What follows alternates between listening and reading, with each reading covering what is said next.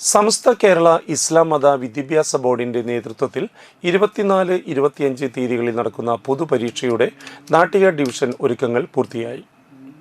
തൃശൂർ വാടാനപ്പള്ളി നാട്ടിക ഉൾക്കൊള്ളുന്നതാണ് ഡിവിഷൻ പരിധിയിലെ റേഞ്ചുകൾ. 64 മദ്രസകളിൽ നിന്ന് 5, 7, 10, 12 ക്ലാസുകളിലായി 69 സെന്ററുകളിൽ വെച്ച് 1316 വിദ്യാർത്ഥികൾ പരീക്ഷ എഴുതും.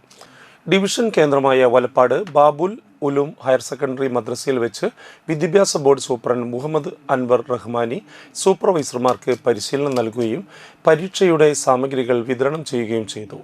ഇത് സംബന്ധിച്ച് കൂടിയ യോഗം ജംഇയ്യത്തുൽ മുഅല്ലിമീൻ നാട്ടിക റേഞ്ച് പ്രസിഡന്റ് സയ്യിദ് തഖിയുദ്ദീൻ യമാനി തങ്ങൾ ഉദ്ഘാടനം ചെയ്തു.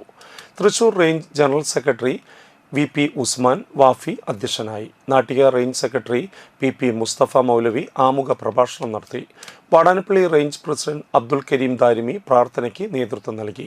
Muhammad Jabir Baqavi, A Jafar master, Vadanappally range secretary Muhammed Shafi Faizy, Valappad Puthanpally മഹല്ല് ഖത്തീബ് റഫീഖ് ഖാസിമി, NK സുബൈർ മുസ്ലിയാർ, പുത്തൻപള്ളി മഹല്ല് പ്രസിഡന്റ് സുലൈമാൻ ഹാജി, സെക്രട്ടറി നസീർ വലപ്പാട് എന്നിവർ പ്രസംഗിച്ചു.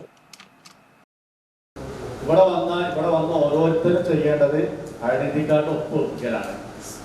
നിങ്ങളുടെ കമ്മിറ്റിയുടെ ഒപ്പ് ഉണ്ടാവില്ല. നമ്മുടെ പാഠ്യപത്രം അതോടെ സ്വീകരിച്ചു. ഈ കൂട്ടത്തിൽ ആരെങ്കിലും ഐഡന്റിറ്റി കാർഡ് ഒപ്പ് വെക്കാത്തവരുണ്ടെങ്കിൽ പോകുന്നതിന് മുമ്പ് എന്നെ കണ്ട് ഒപ്പിടിച്ചിട്ടേ പോകാവും.